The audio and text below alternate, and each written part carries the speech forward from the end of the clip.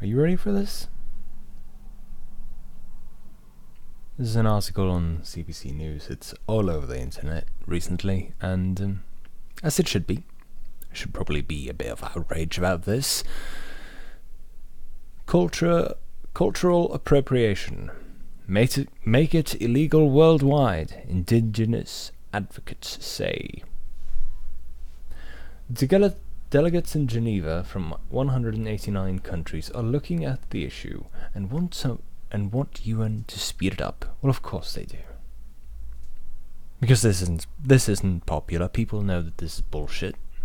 So of course they want to speed it up so that it can, go through the motions and pass into law so that the undemocratic organization known as the UN can pass it into law. International law, by the way.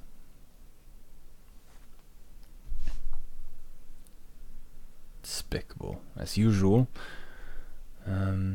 Indigenous advocates from around the world are calling on a UN committee to ban the appropriation of indigenous cultures, and to do it quickly. Delegates from 189 countries, including Canada, are in Geneva this week as part of a specialized international committee within the World Intellectual Property Organization, WIPO, a United Nations agency. This is what our tax money goes towards. Can you believe that the money you earn working your ass off, if you live in a UN nation, you contribute to this. You contribute to this. And I do too. This is horrible. What's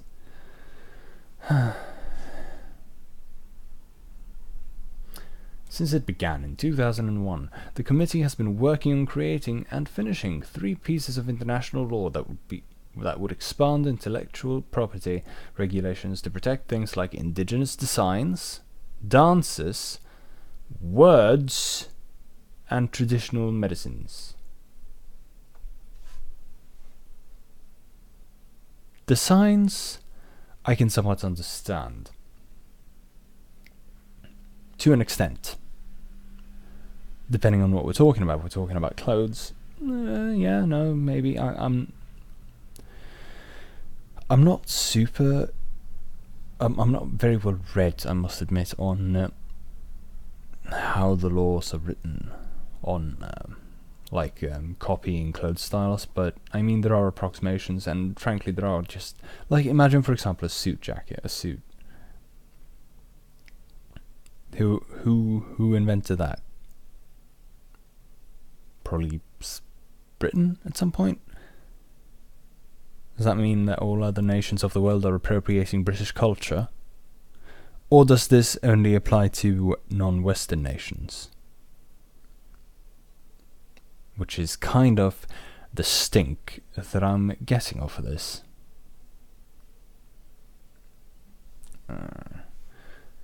Dances? Okay, so what? You can't do a dance that someone else in a different nation, in a different culture did now? That's appropriation and that's wrong? I mean, what kind of idiocy is this? What kind of...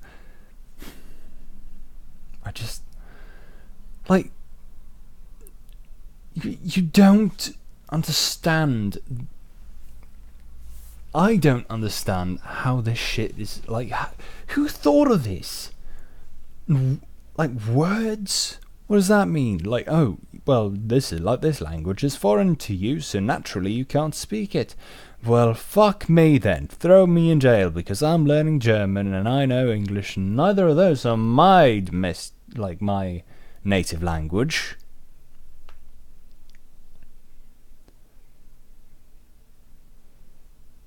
I mean, this is just another absurd law which would make something that's completely harmless and completely, really should be inoffensive, but for some reason some small group of people are offended, they are imitating our cultural traditions and that's bad because reasons. It's it's disheartening is what it is. It's just it's horrible. And traditional medicines, of course, because as we all know, traditional medicines are typically the best kind of medicines, and therefore it should be the most popular in the world, naturally. No, of course not. I mean, yeah, I get the whole fucking New Age bullshit and their embracing of the like traditional medicines from around the world, claiming its various beneficial effects, such as what was it? You know, when you dilute a water bottle with some minuscule amount of something and call it a medicine, when in fact I forget what it's called actually, but you get what I'm saying. On average, you won't even have a single particle of said element per bottle of water, and you sell it as medicine. Fantastic New Age stuff. Or maybe these fucking energy crystals, right? Oh, here's a crystal and you wave it around your head and you'll feel better. That'll fix your headache. Yeah. Let's make that illegal. Let's make that action into cultural appropriation and make that illegal. That's a brilliant idea. Totally victimless crime.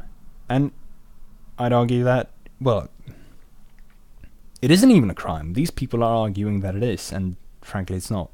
It's just a victimless action. And sure, it's misinformed. It's stupid. It's fucking a waste of time, but that's all it is. It's just a waste of time. The meeting takes place as concern grows worldwide about the rights of cultures to control their own materials.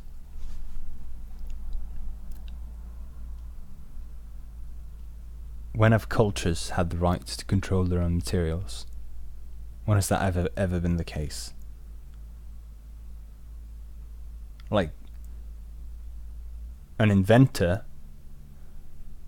doesn't necessarily just give out his invention to his culture, which he's a part of, and grants them control of it. He has control of it. He can patent it. He can benefit from it. But if those people are dead since 500 years past, or even 100 years past, what does it fucking matter? Who's hurt by this?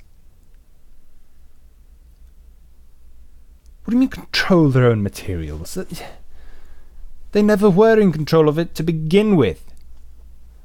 I mean, what are we saying here? Oh, you can't eat curry because that's Indian. Or, hey, you know what? Potatoes, they originate in South America. So naturally, Europeans shouldn't be allowed to eat potatoes. I mean, fuck. Things become part of different cultures as time progresses. That's just how cultures work. They evolve. Cultures aren't static, much like language. It's not static. They evolve and are influenced by nearby cultures, or in today's world, global cultures, because that's just how it works. Different cultures interact, and some of them pick up on what the other one is doing, and then they integrate that into their own if they find it to be appealing.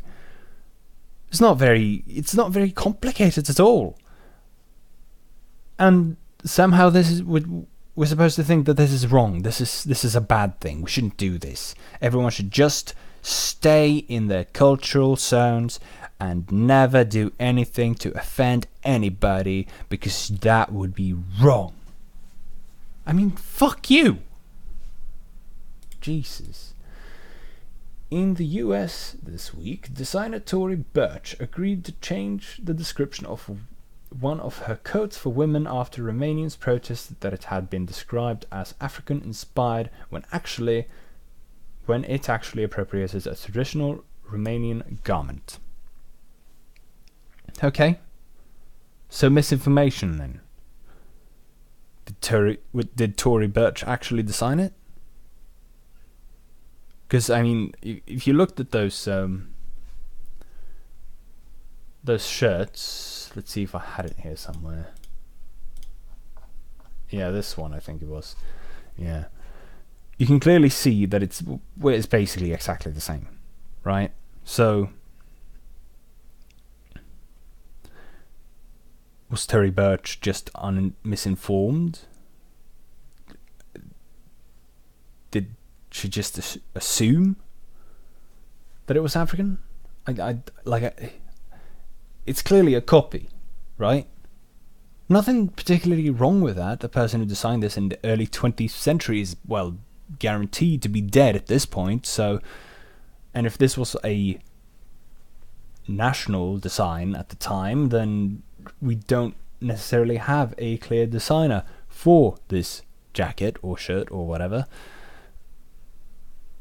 So I don't really think that Tory Burch should be held accountable for any wrongdoing here. She's just re-implementing or reintroducing a classical design from Romania into the modern day and selling it. I don't see, like, does anyone own a patent on this design? Is that a thing even? I don't know. But really, the only wrongdoing here is probably attributing it to African. And that's just misinformation. That might have been an honest mistake. Who knows? But yeah, this is a clear copy and probably should be... well, I mean, just admit that it's a copy, whatever.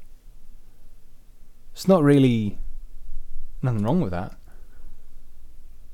Speaking to the committee Monday, James Anya, Dean of Law at the University of Colorado, said the UN's negotiated document should obligate states to create effective criminal and civil enforcement procedures to recognize and prevent the non-consensual taking of illegitimate possession, sale, and export of traditional cultural expressions. Okay. Question. Who decides what's consensual?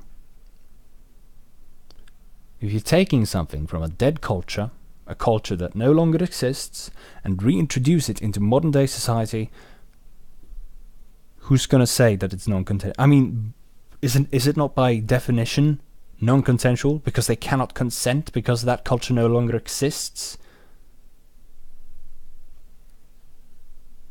So should we just abandon anything that belongs to the past? Because cultures change anyway, so by the strictest definition, all cultures are dead, surely, as they change from one moment to the next. The point is, who gets to decide this? Every time something is reintroduced into another culture, should we have a big meeting in the culture that it was taken from and everyone just gets to decide together? Or is it just some fucking butthurt piece of shit that says, no, that's wrong, and that makes it legal? Fuck you, let them use whatever goddamn thing they want. Let them wear whatever they want. I mean, who does it hurt? If it's misinformation, then you can correct that. Such as with the Romanian jacket that we saw earlier, right?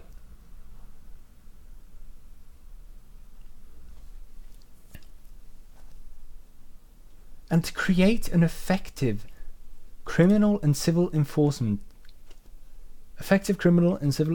procedures to recognize and prevent the non-consensual taking and illegitimate possession, sale, and export of traditional cultural expressions. I mean, again, just who decides what's consensual? Who decides what's illegitimate? Who gets to say that? I haven't been fucking asked about this.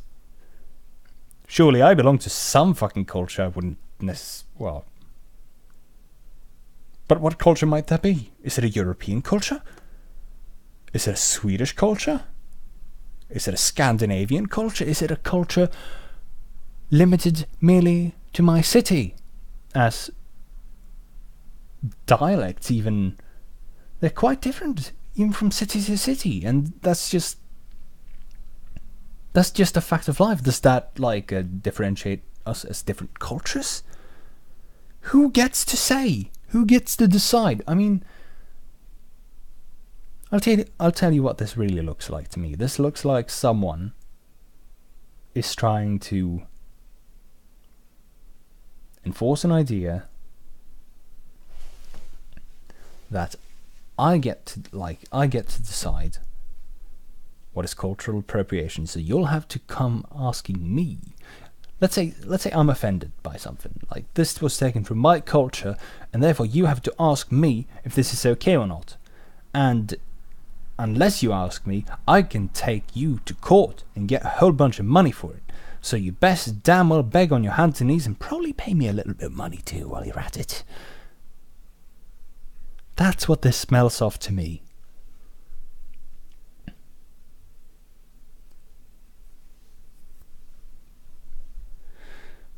Anaya said that the document should also look at products that are falsely advertised as indigenous made or endorsed by indigenous groups. I agree. Yeah. If they're not indigenously made or endorsed by indigenous groups, they should not be advertised as such. That is false advertising. And you'd be basically paying for something thinking that you're in support of this group, whilst in reality you wouldn't be. Well, you wouldn't be supporting them. So yeah, 100% agree with that. False advertisement is bad and anti-consumer. That would mean products like those in US-based retailer Urban Outfitters Navajo line, Anaya said, including Navajo hipster panties, a peace treaty feather necklace, and a Navajo print flask. Now, I'm not sure that I'm saying Navajo correctly. Navajo, who knows? I don't. And sure, it should include all products, really. It should be honest marketing. Not that I don't think I've seen such a thing in years and years, but still, marketing should be honest. The Navajo Nation launched a legal battle against the company for trademark infringement in 2012. The case was settled out of court late last year. Okay, so if they have a trademark on something and someone else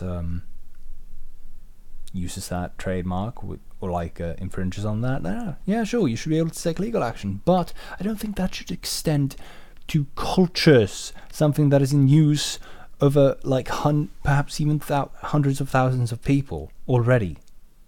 If it's freely in use and it's free for them to do with as they please, then I don't see any reason why another society or another culture should not be able to use the same thing.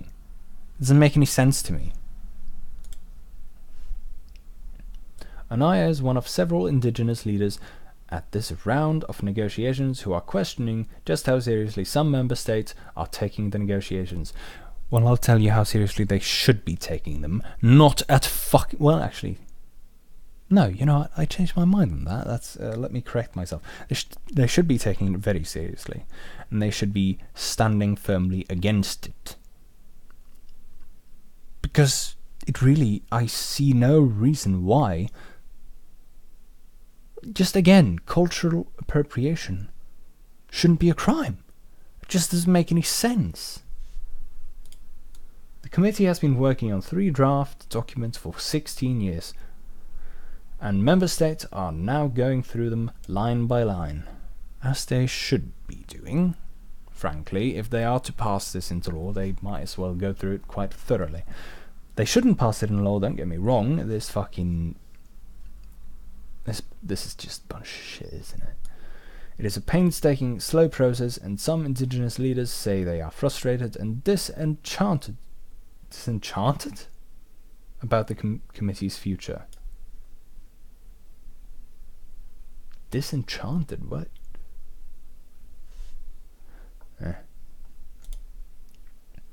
We are only halfway through 2017, and yet the numbers of occurrences of misappropriation happening to indigenous peoples in all regions of the world seem relentless with no relief in sight, said Aroha T. Pariaki Mead.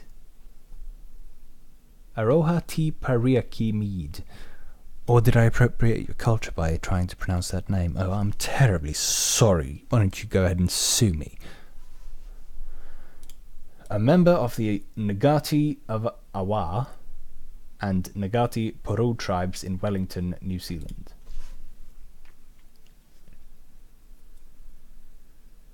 You know, it should be relentless, and it should be happening all the time, because that's just how cultures evolve. I've already gone through this.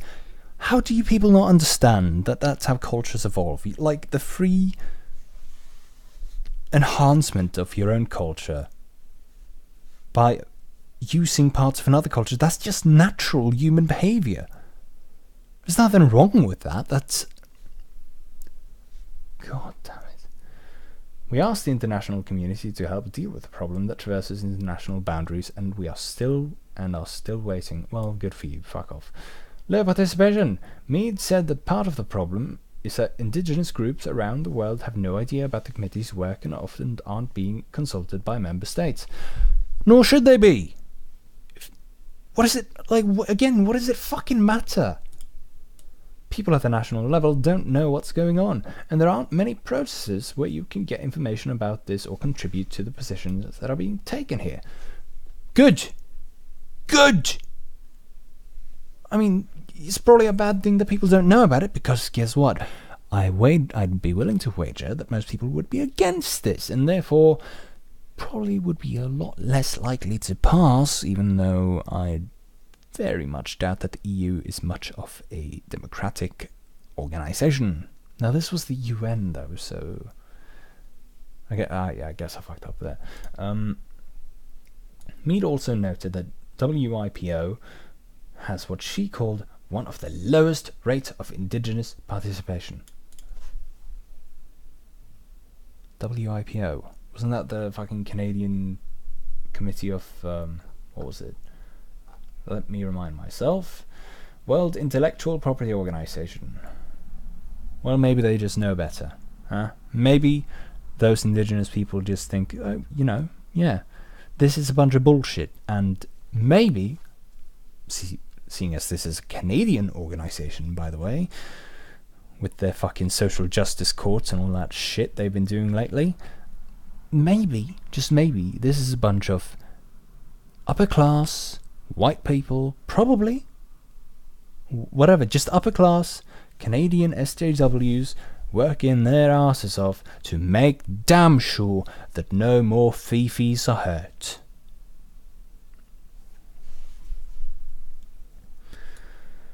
The issues being discussed at the Intergovernmental Committee are also being discussed at indigenous organisations and communities all around the world on a regular basis. So why are there not more indigenous representatives here? I don't know. Should we get some affirmative action going? Maybe fire a few people who are already on there and put on some more diverse representatives? You should be all for that, shouldn't you? Indigenous participation crucial. There are indigenous groups from around the world taking part in this round of negotiations, including groups from New Zealand, Kenya, Mexico, Colombia, and the United States. Okay. Indigenous groups from those locations, fine. There is no indigenous representation in the Canadian delegation. Officials with Global Affairs, Canada, Innovation, Science and Economic Development, Canada, and Canadian Heritage are taking part in this round of negotiations, but the lack of Canadian Indigenous representatives is drawing criticism from the Assembly of First Nations. Okay, well, fine, critique them all you want, they're a bunch of fucking dipshits anyway. The elders and knowledge keepers are the authorities who should oversee the creation of guidelines and process of utilizing indigenous knowledge in any activities. Assembly of Nations National Chief Perry Bellegarde told CBC in the written statement. Why? Why should they be the ones to decide? Like, I'm sorry, should not this be something we as a species decide on, not just what the elders and knowledge keepers get to decide on. What makes them know best? Because they are older? Because they are older people? Age has no bearing on merit. Like how many years you've been alive has no bearing on your merit. Generally speaking, yes, you have more life experience when you're older, but that doesn't mean you know what the fuck you're talking about. If we always listened to our parents, then no progress would ever be made, would it? We could throw science out the window, that's for damn sure. Let's go back to worshipping the rain gods. We welcome the investigation of such topics on an international stage like the United Nations, but it's crucial that indigenous knowledge keepers are part of the dialogue. Again, why? Does it hurt them not to be a part of it? Does it harm them in some way that other people are using parts of their cultures and integrating them into their own? Does it make it somehow less valuable to them? Like, what is the fucking motivation behind this shit? There was no word on whether the federal government plans to consult with the AFN after this round of negotiation wrap-ups on Friday. Okay, whatever.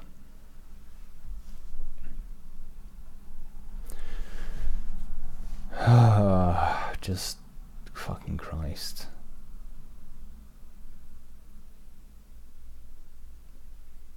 Cultural appropriation. I think I've said everything that I have to say on this for the moment. It is so very disheartening.